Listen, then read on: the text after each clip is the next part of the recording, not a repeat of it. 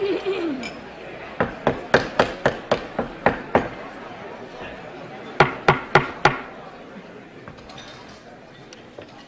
afternoon, and welcome to the National Press Club. I'm Vivian Valberg, president of the club and correspondent for the Daily Oklahoman. I want to welcome all those National Press Club members and guests who are in our audience today, and also those listening to this luncheon live over the more than 260 stations of the National Public Radio Network. In addition, this luncheon will be carried on a delayed basis by the more than 1,100 cable television stations affiliated with C-SPAN, the Cable Satellite Public Affairs Network. If you have questions for our speaker, and I hope that you will, please write them on the cards which are at your table and send them up to me. I'll ask as many as time permits. You should know that our speaker next Monday will be Senator Robert Dole, chairman of the Senate Finance Committee. And on Thursday, our speaker will be Alan Newharth, chairman and president of the Gannett Company, which has just introduced a new national newspaper. Now for the introduction of our distinguished head table guests. If you will withhold your applause until I've finished introducing them all, and if they would stand as I call their names. The Washington bureau chief of the Scripps League newspapers, who organized today's luncheon, Lee Roderick. The United States Deputy Chief of Protocol, Thomas Nassif. The Minister of Trade of the Philippines, His Excellency Roberto Ungpin. National Editor of Hearst Newspapers, Joseph Kingsbury Smith. The Assistant Secretary of State for East Asian and Pacific Affairs, the Honorable John Holdridge. The Ambassador of the Philippines, His Excellency Benjamin T. Romualdez. Publisher of the Washington Times, Jim Whalen. The Minister of Information of the Philippines, His Excellency Gregoria Sendanya. United Press International Diplomatic Correspondent Jim Anderson. United States Senator from Hawaii, the Honorable Daniel K. Inouye. Prime Minister of the Philippines, His Excellency Cesar Virata. From Crane Communications, the Chairman of the National Press Club Speakers Committee, Stanley Cohen. The Minister of Foreign Affairs of the Philippines, His Excellency Carlos Romulo, I'm sorry.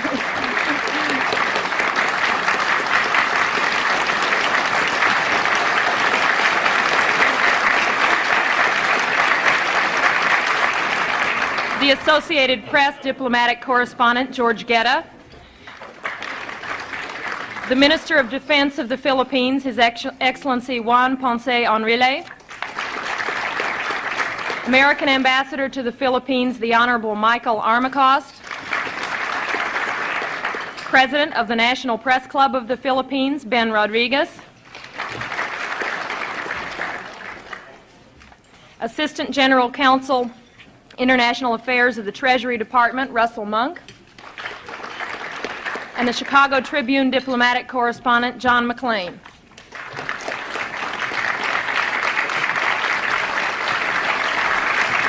Thank you.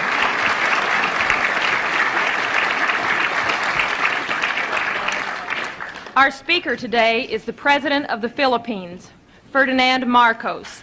It has been 16 years since President Marcos came to the United States on an official visit, and 16 years since we first welcomed him to our podium at the National Press Club. When he appeared before us then, he had just been elected president of the former American colony, which became an independent nation in 1946. We knew Marcos was a war hero. He got so many medals in World War II that when the young Major Marcos met four-star General Omar Bradley, the general saluted him. We also knew he was a persuasive fellow. How else could he have managed to get his wife, who is known to be strong and bright, to marry him after they'd known each other for only 11 days? And we knew he was experienced in overcoming political adversity. After all, the first case Mr. Marcos ever won as a lawyer was when he successfully defended himself from prison against a charge of murdering a political opponent of his father. The president of the press club at that time, Win Booth, remarked at the great warmth of the greeting Mr. Marcos received in 1966 and said, and I quote, "Your very presence reminds us that you and your great people are the faithful allies of our country in time of trouble. And that, sir, is something the American people and the men and women assembled in this room are not about to forget," end quote. But much has happened in those 16 years. In the interim, Mr. Marcos declared martial law, or what he called constitutional authoritarianism, and did not lift it for 11 years. There have been charges of corruption, abuses of human rights, and political repression, and recently the Archbishop of Manila called openly for him to resign. But through it all, Mr. Marcos has remained president, and this week, President Reagan warmly welcomed him, stressing the many common ties between the two countries. The New York Times recently said, quote, "In a country that is deeply sensitive to style, Ferdinand Marcos has it, and it has allowed him to take the sweeping actions that in essence converted the nation from an ill-functioning, raucous but free democracy into his personal fief and seemingly permanent possession," end quote. President Marcos comes to us today as the head of a nation with a long friendship with the United States, a nation considered crucial to America's defense strategies in Asia. We are eager to hear what Mr. Marcos has to say. It's my pleasure to present to you Ferdinand Marcos, President of the Philippines.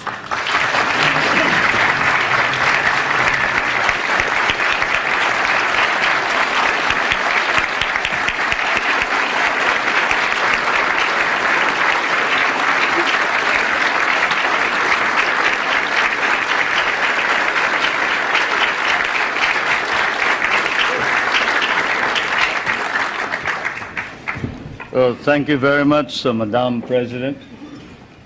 Distinguished guests, my friends.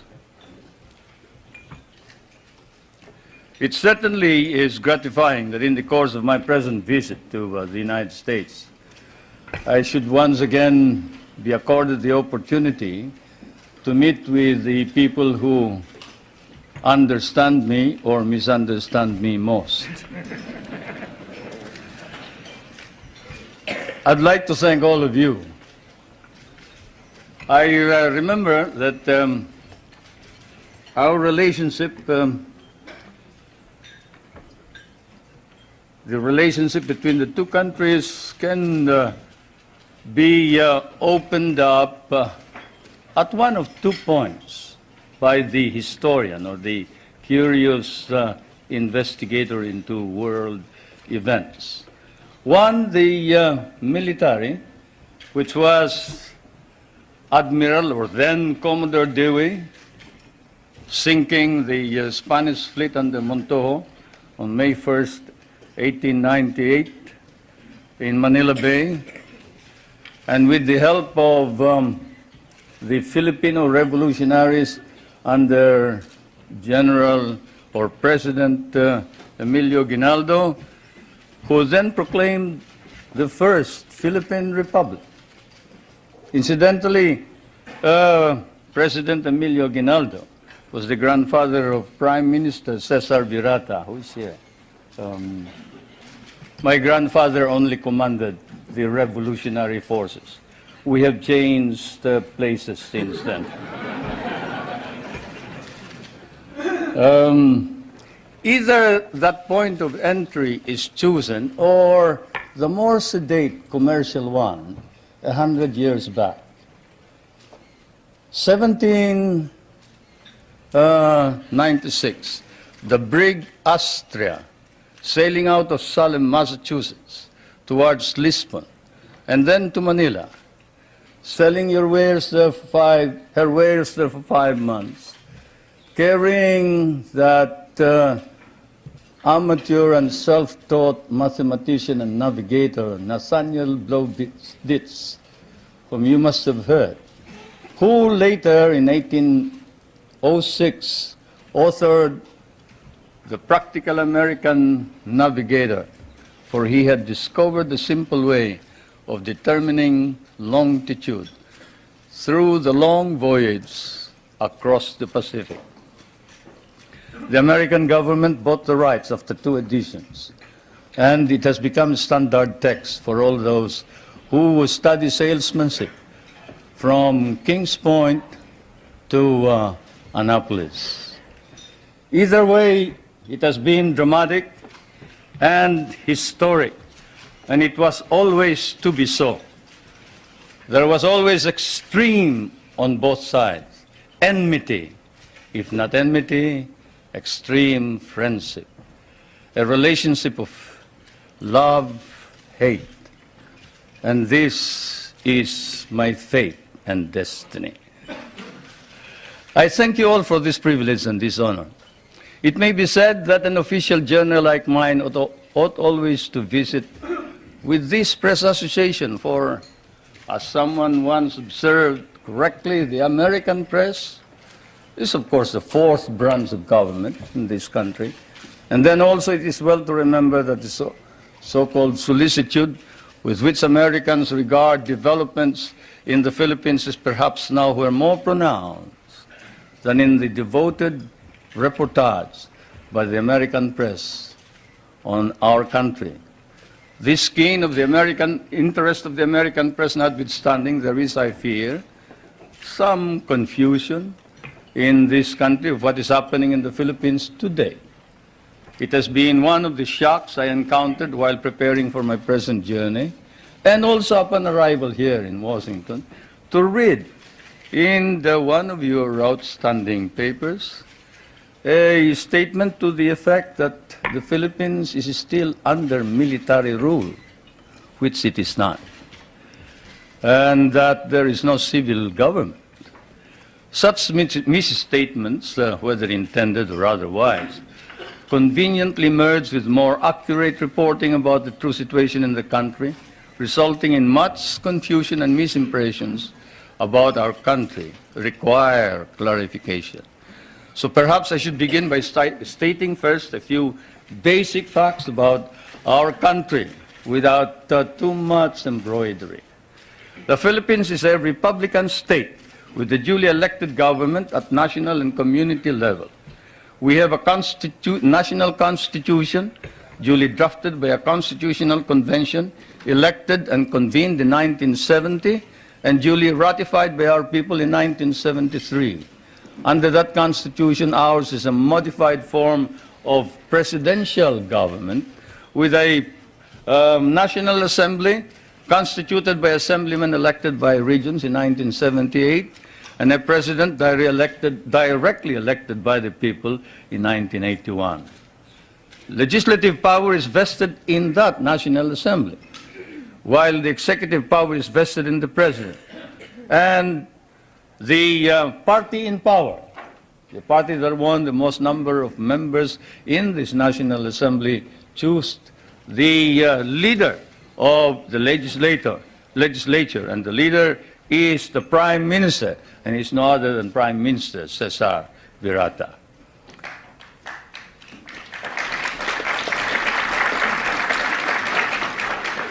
We have an independent judiciary which is under the full supervision of a Supreme Court. While it is claimed that human rights are not protected by the courts, or that civil rights are not duly enhanced by the Constitution, because there is no way of seeking, say, the remedy of a writ of habeas corpus.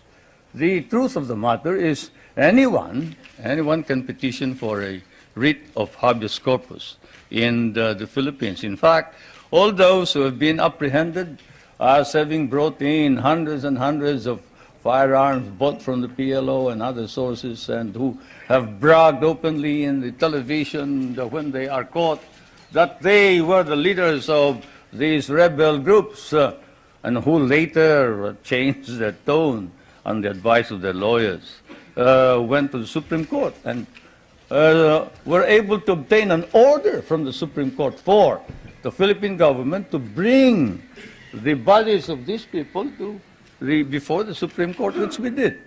There is not a single man who has filed a petition for a writ of habeas corpus who has not been able to compel the government to bring the body of all those petitioners to the Supreme Court. In fact, the Supreme Court ordered an investigation on the allegations of torture, and the results were negative.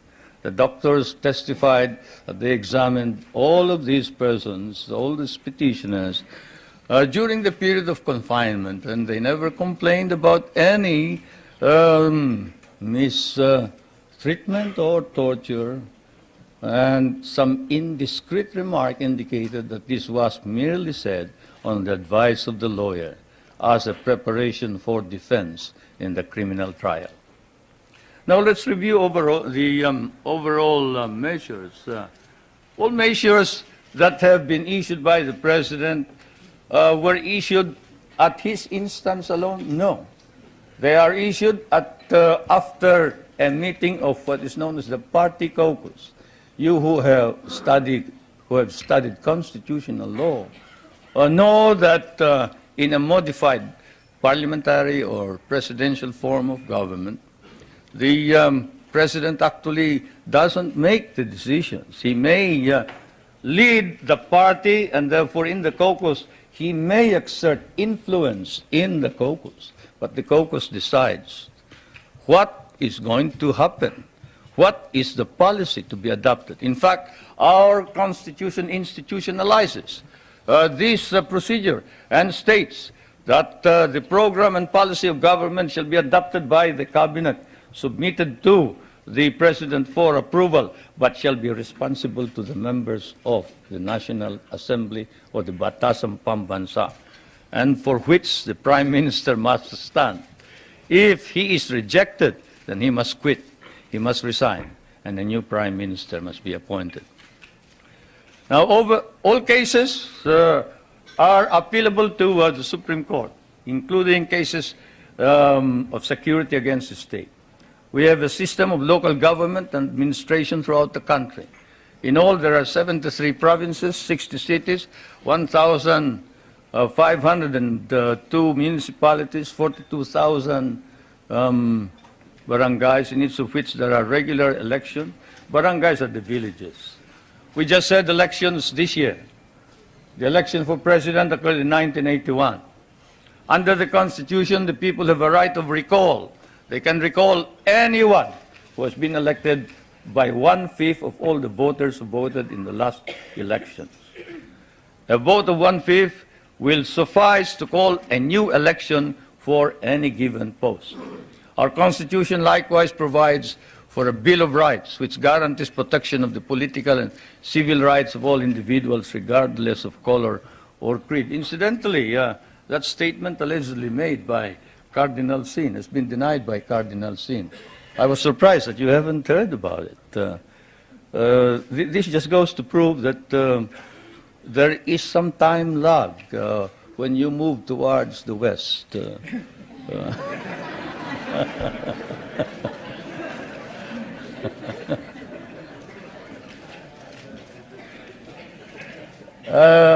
Cardinal Sin, when he arrived in the Philippines, appeared before some of our friends and said, look, there is no quarrel between the church and state, and the church and state are separate. I have no intention of intervening in political affairs. I have not stated that the president should resign. That's his business. That's the business of the people. He was elected by the people, and I'm not about to say anything about this.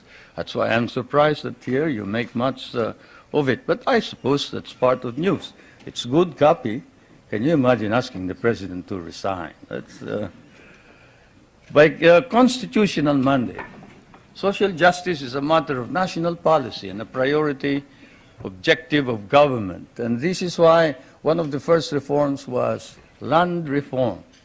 You know, when I proclaimed martial law, I didn't proclaim martial law alone.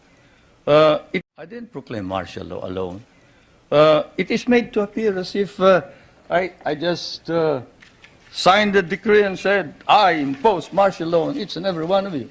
No. I asked the legislature to please pass a law proclaiming martial law because there was anarchy in the country. Now, let me say this. The opposition was strong. And they were members of the Security Council, and somehow they had adopted a resolution which required that there be a unanimous vote for the armed forces to be able to move And therefore, the armed forces was immobilized. At the same time, I asked the opposition party to come and join me in a coalition government. I offered one half of the cabinet. And of course, they laughed at me and said, "Why should we join you? We're going to take over the government. By the time you're through with the exercise, you're dead, politically and otherwise." So, and they refused to join me. I asked the advice of the judiciary. I asked the Supreme Court justices, the Court of Appeals justices, and the members of the private sector. And all of them told me there's only one man who can proclaim martial law, and that is the president. And you are it.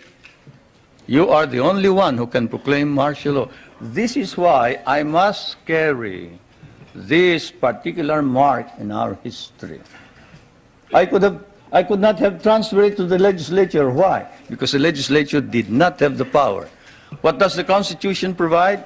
The President shall be the Commander-in-Chief of the Armed Forces of the Philippines, and he may order the armed forces out to quell any disorder, riot, rebellion, invasion, insurrection, and in case of invasion, insurrection, rebellion, or imminent danger thereof, when the public safety requires it, he may suspend the privilege of the writ of habeas corpus or proclaim martial law throughout the Philippines or any part thereof. What does that provision provide? It provides that only the President can proclaim martial law. I repeat, that is why I had to assume responsibility. And I am not one for shirking duty. The people said there was necessity for proclaiming martial law. And the people said, you are the only official who can proclaim martial law. So I proclaimed martial law. And I sincerely believed that it was necessary to proclaim martial law to install order and stability, because there was complete anarchy throughout the country at the time. Now, therefore, at that particular period, what was the status of our government? Our government was immobilized, impotent. The armed forces could not move out. The industry was not at all in any way moving. There was no income coming into government. Everybody was running away. They burned the U.S. Partly burned the U.S. Embassy, tried to burn it anyway. They tried to kidnap the American ambassador. American ambassador was Byroad, Ambassador Byroad. And they tried to kidnap our foreign minister, Romulo, whom you just saw today. And I told him, you better disappear because I will not ransom you.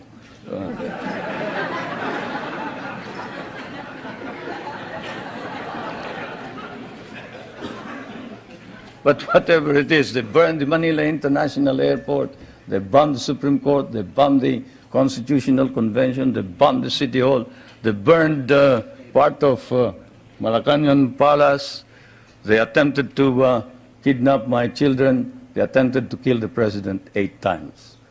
There was, of course, an attempted assassination against the First Lady. You all know about that.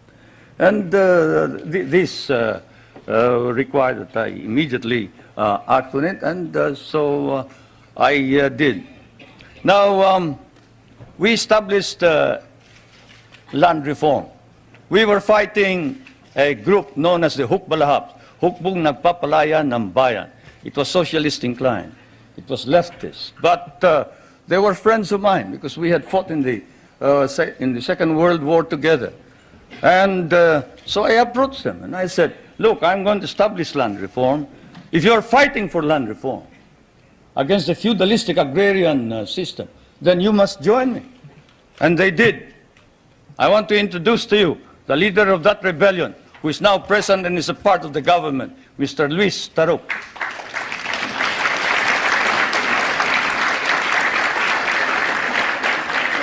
He is a member of the National Assembly.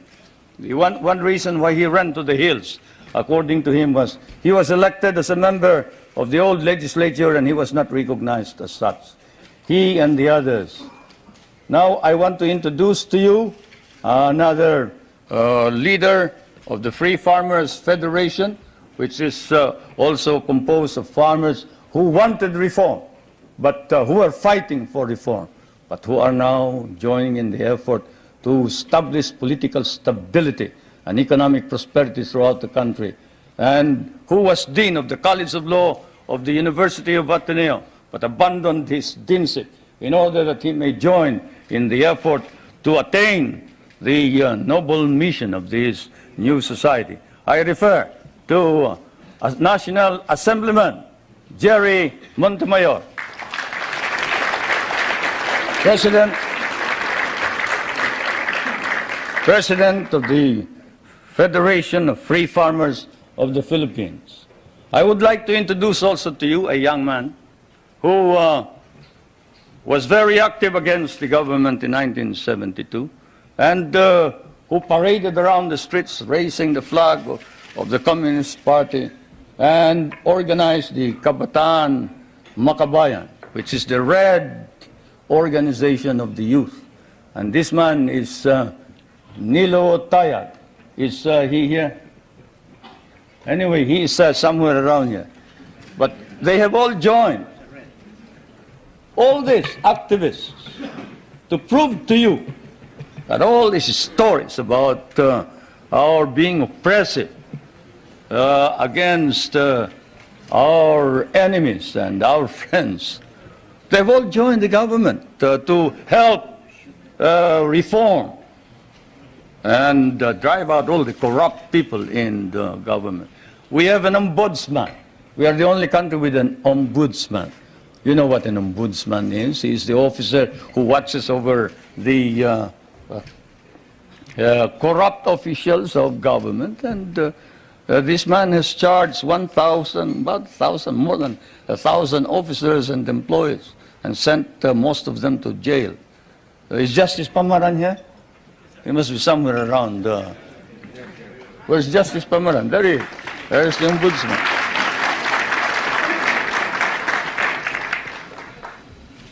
And we have not deprived anybody of private property. On the contrary, while we are a free enterprise society, we have an egalitarian base.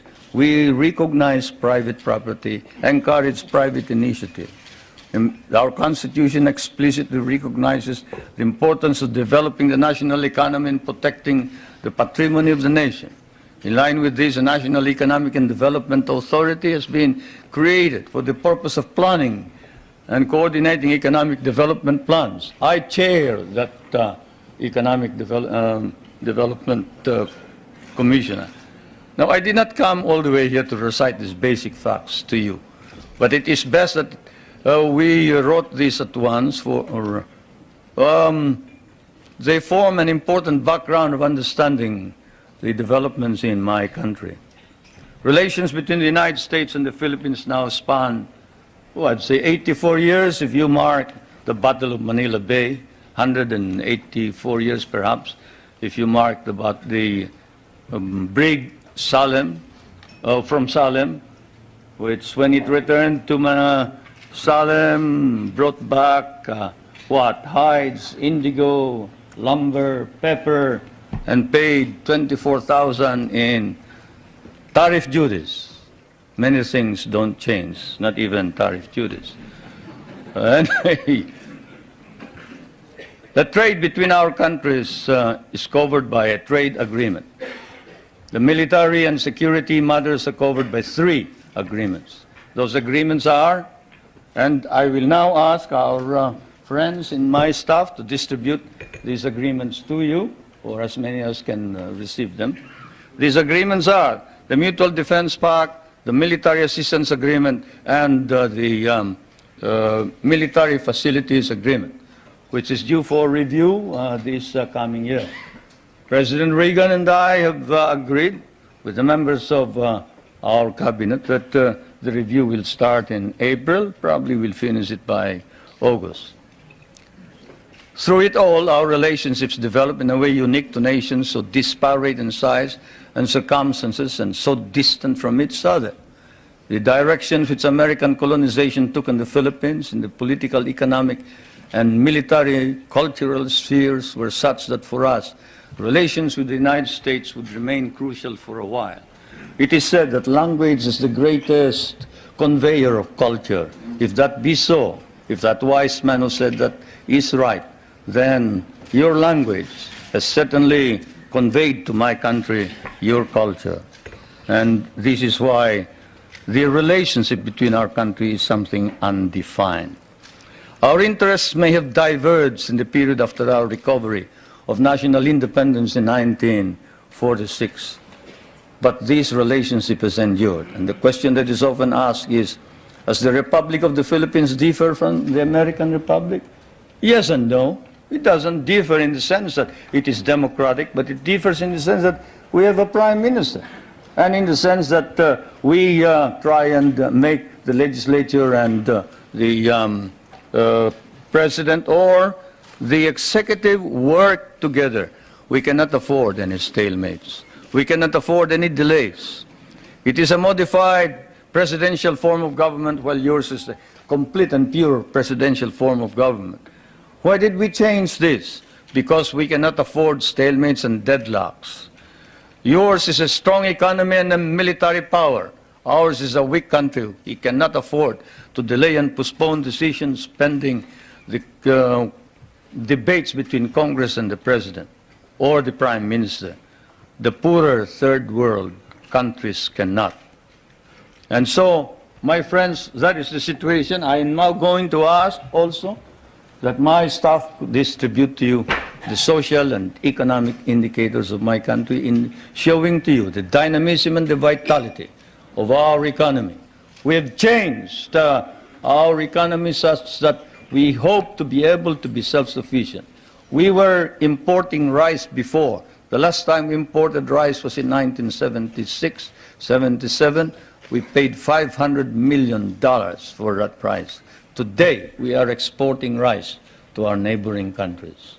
And the per capita income was about $200. Now, it is more than $800 per capita income. The gross national income has increased 5 times. I need not go any further. I'll wait for the questions, and now I am ready for interrogation. Thank you, Mr. President.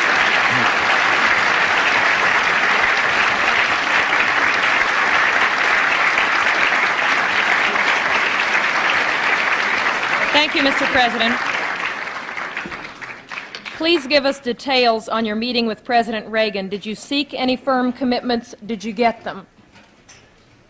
Well, a firm commitment as to when we are going to review the basis, yes.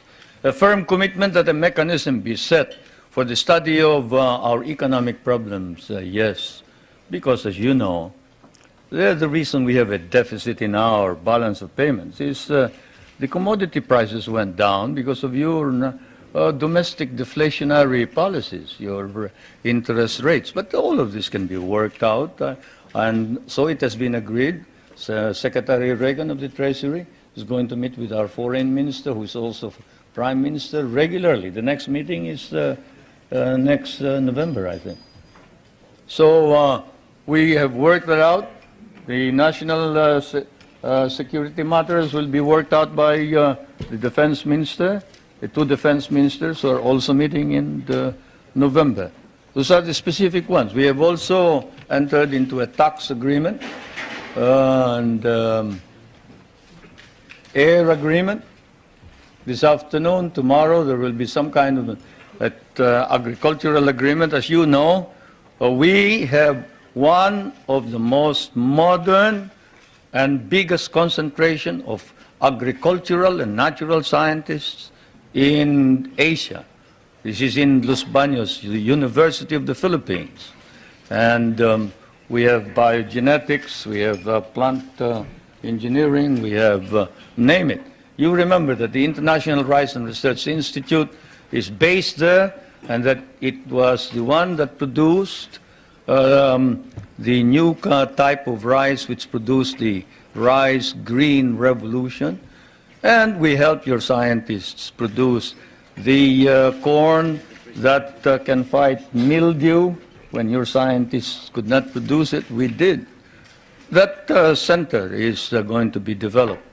We are also hoping to be able to exchange technology on non-conventional energy and other matters. It has been reported that your government will seek $2 billion in rent from the U.S. for the Philippine bases. Is this an accurate report? No, it is not. We have never talked about figures. Louder and clearer. We can understand the question. The question was, is it correct that we have demanded $2 billion in the rent? The answer is no. We haven't quoted any figure. What we have asked is this. We want a study. What is it that is necessary in order that we can perform our job?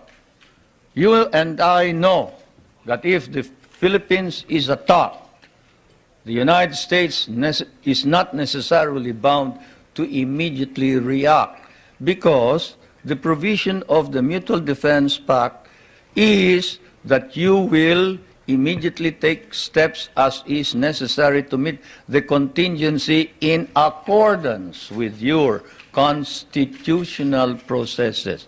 What does that mean? That means that you go to the Senate and the House of Representatives. What does that mean? That means delay while we are dying there.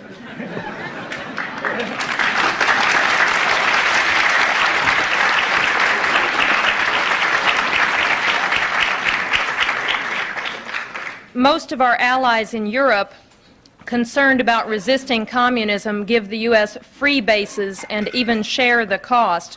Why shouldn't we expect the same kind of cooperation from the Philippines instead of demands for more rent?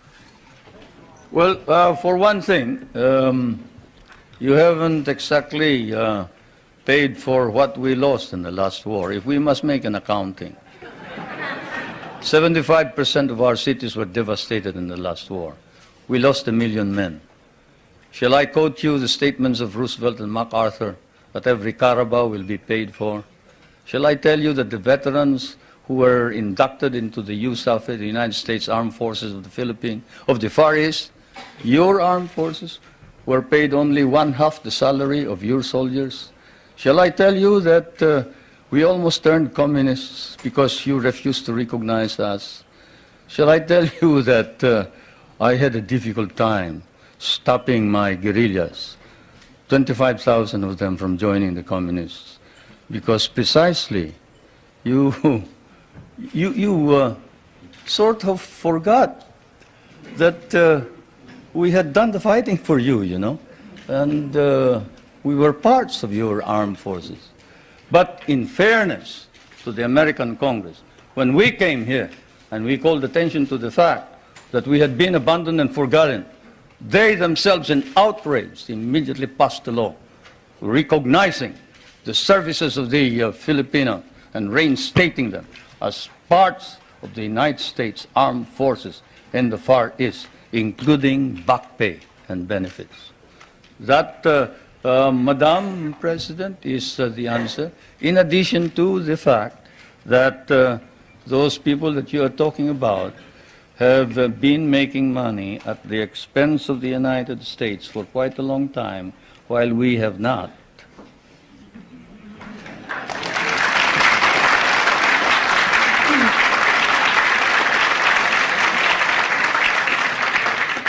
After the attack on Pearl Harbor, U.S. bases in the Philippines could not be defended.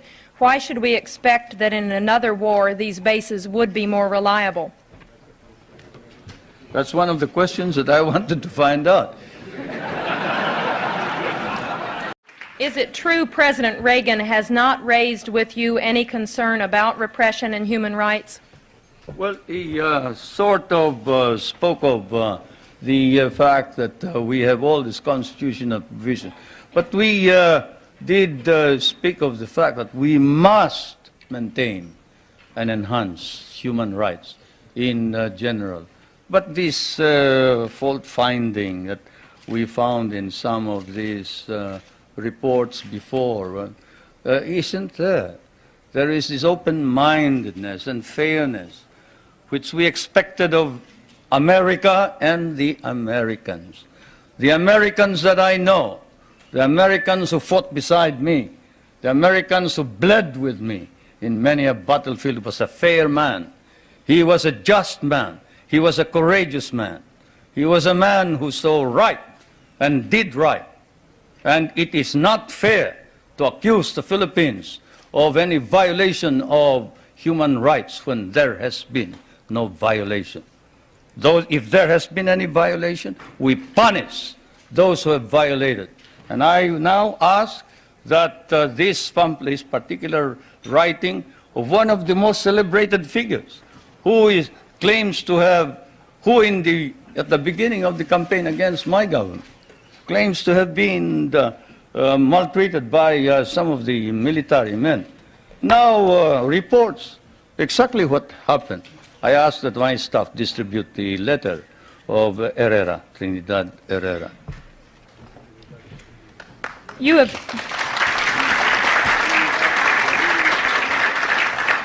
have indicated that the allegations about political repression and human rights are overblown. How then do you explain the findings of the international independent group Amnesty International, which documented cases of torture, disappearances, and illegal detention? Well, I'll tell you that the Amnesty International has never come to the Philippines. That's why all they talk about is something that they obtained hearsay. Let's give one specific example. Father Abedicio, a famous case. Father Abedicio is supposed to have disappeared. He is a member of the clergy in the Philippines. He's a Filipino. He disappeared and we couldn't locate him. Not even my best intelligence officers could locate him. And what did we discover after 6 months? We discovered he had run away with somebody who claimed to be a nun, and he was in Germany. How do you like that? And we got blamed for it. We got blamed for it. That's it. That's how the Amnesty International has been reporting all this thing. This questioner says, I have been in Manila and talked with both Filipino and U.S. businessmen. They say the Philippines are the most corrupt nation in the Association of Southeast Asian Nations, and that your wife's nickname is Miss 10%. Will you comment? They must mistake us for another nation. He must have been living in the bar.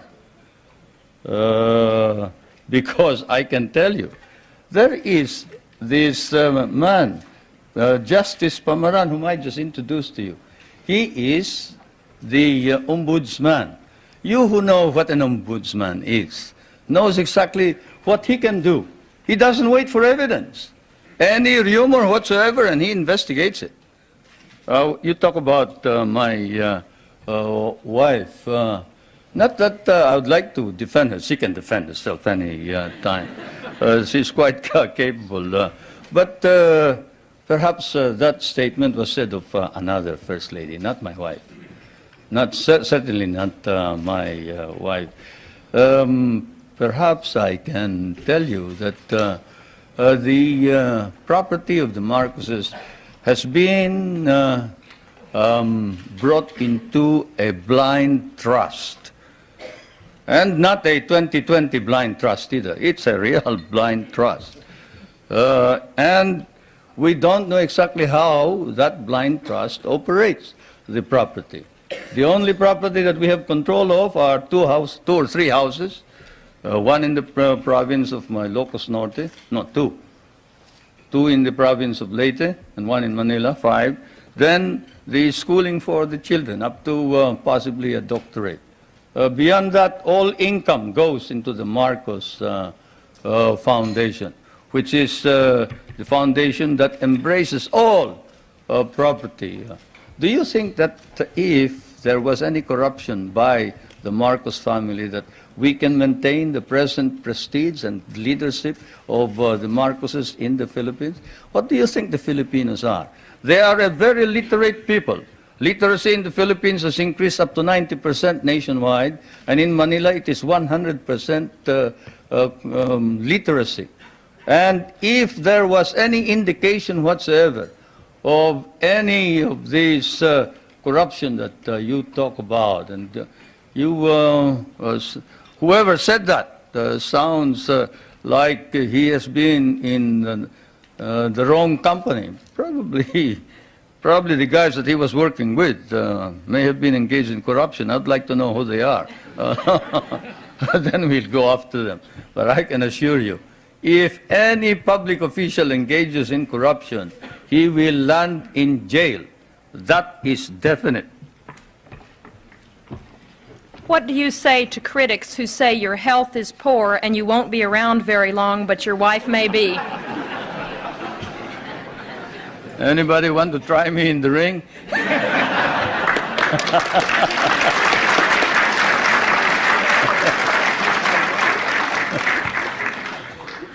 Yeah, that's ridiculous. I refuse to answer questions like that.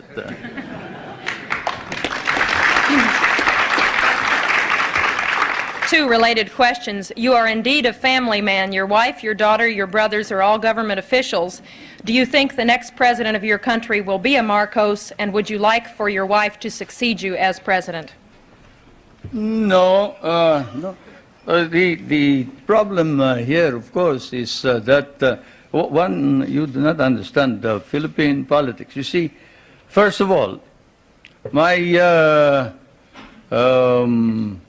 brother, did you say my brother was governor? Government officials.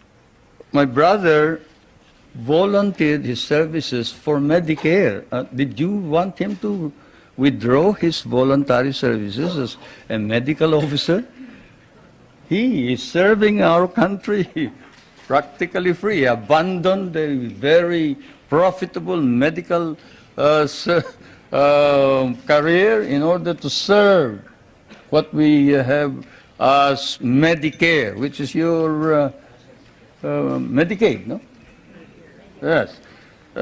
He is not a government official by any means. This is a voluntary organization.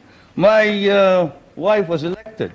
He was elected because the candidates wanted to include him, to include her. They wanted somebody to carry them. Minister Romulo will tell you that without the support of the governor, who happens to be well liked by the people of Manila, they probably wouldn't have won in the last elections. It's just a matter of helping out in the political campaign. My daughter is the voluntary head of a group of village leaders. That is not a political organization. That's not a government organization. This is an association of young kids who are organized in order that they can help each other. Kabataan Barangay. And I am surprised that you hold it against these young kids, that they get together so they can play football, they can encourage sports, they can encourage the young kids from going into drugs. Don't you think that you should also organize something here in the United States and get somebody to stop the young kids from going into drugs and instead go into sports? Well, that's what they're doing. Now, with respect to the other officials, the question, of course, doesn't specify. Let me put it this way. As I told you, our government is a caucus government, consensus. When the consensus of the party demanded that I appoint the First Lady as a member of the Executive Committee, I had an agreement with them, and that is that she would not become President or Prime Minister. At the beginning, even Prime Minister Cesar Virata was for the First Lady becoming Prime Minister. But the First Lady and I stood our ground, and we nominated the Prime Minister Virata instead. Now, is that the action of anybody who is preparing to take over as a dynasty? Now, my other daughter, well, she is in Pennsylvania. She's studying voice culture, and she is in anthropology. I don't see what connection that has with politics. Mr. President, your opponents say this trip is costing between $5 million and $20 million. What is the budget for your trip? It's ridiculous. My cabinet is spending only a very minuscule part of that. If there are any people who have joined this group, they are on their own. I'm sorry to say. They're on their own. Do you believe the United States now has a consistent, understandable policy toward the Philippines and East Asia? Shouldn't you ask that of the United States leaders, not me? But as far as I'm concerned, yes, insofar as we can understand. What I see is a resurgent American nation under a new leadership, trying its very best, earnestly trying to arrest decline and slide in prestige and in policy, in domestic and foreign policy. That is what we see from the outside. There is an earnest effort to prevent drift and confusion. Now, we would like to encourage that because among the small nations, there is no possibility of any progress so long as there is instability throughout the world. And so, as I said last night, what I see now, 16 years after my last visit, actually my last visit was when I came to participate in the memorial services of President Eisenhower in 1969, not 1966, 1969. And, but what I see here is while in the past America was in the dark, and there were doubts and misgivings.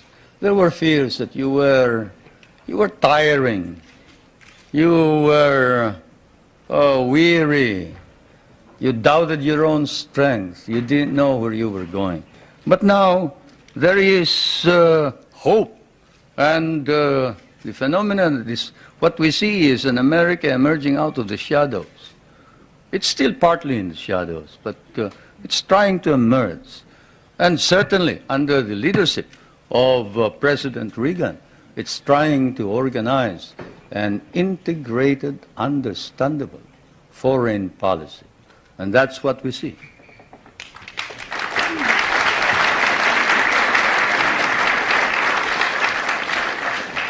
There is widespread malnutrition in the Philippines, and only 1/3 of your labor force has regular employment. Given this, how do you justify the prosperity in which you, your family, and friends live?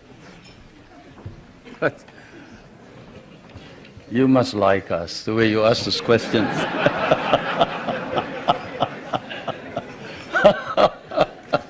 Anyway, I don't know where you get your figures, but the unemployment figure in the Philippines is 4%. I don't know what's yours. I do know what's yours, but have you heard of the KKK, not the Ku Klux Klan, but we have a program which harnesses the energies of those who are half employed, like those who are in the farms. You see, those who wait for the coconuts to fall or who plant rice are partly employed. And so we allow them to engage in what we call small, medium-scale industries, contract work. In what country do you see, say, a boot block? A boot block. Go to a rural bank and say, look, I used to borrow money from this usurious lender here. I borrow 5 pesos in the morning, I have to pay him 6 pesos in the afternoon. Can't you lend me 50 pesos now and I will repay you later on? I have no collateral, I am unknown, I live in the streets. And in what country will you see the rural bank lend this boot block money after looking at his shoe shine stand and gathering all the other shoe shine boys and putting them to work and getting them to repay this indebtedness, not in a week, but perhaps even in a day. Or fishermen who live a hand-to-mouth existence. Even here, in your prosperous United States, can a poor fisherman go to a bank and borrow money on his name, on his signature? He cannot. But here in the Philippines, he can. A poor fisherman can go to the bank and say, look, I live in so-and-so, and the chairman of my village can certify that I am a poor fisherman. And I would like to organize a group. Can you lend us 5,000 so I can buy a motor, I can buy a net, I can buy a small boat, and we can improve our earnings. And under our laws, we have set aside funds which then are lent out. And we have been able to lend out about 1,200,000,000 pesos under this scheme, and they have been repaid. They have been repaid, and that's the worst part about it, isn't it? Many people don't believe it, but they have been repaid. And so we have a situation where the work ethic has been encouraged. We tell everybody, you don't plant rice, you don't eat rice. You don't work, you don't get anything. But you work. We'll give you the wherewithal. We'll give you the funds. We'll teach you how to work if necessary.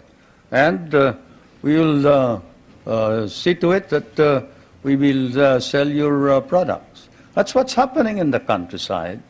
Not all this talk about corruption and this ridiculous statements about people in government enriching themselves.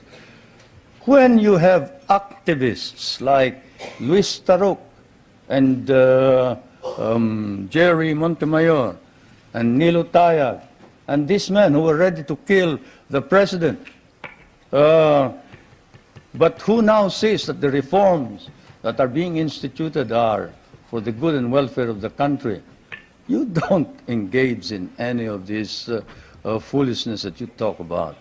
No, everybody is sincere and earnest about making our democracy work.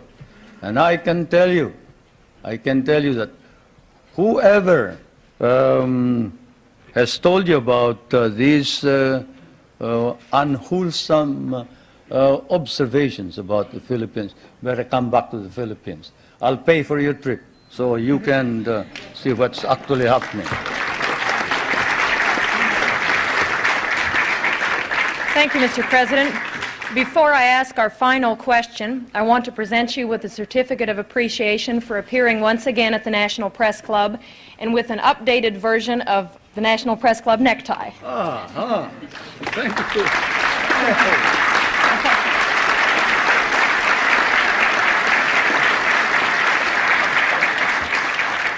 And now our last question. Is it really true, as your biography states, that you were born in a thunderstorm? How should I know? But my mother says so, yes. My mother says so, and I guess if you can't believe your mother, whom will you believe, huh? Thank you very much.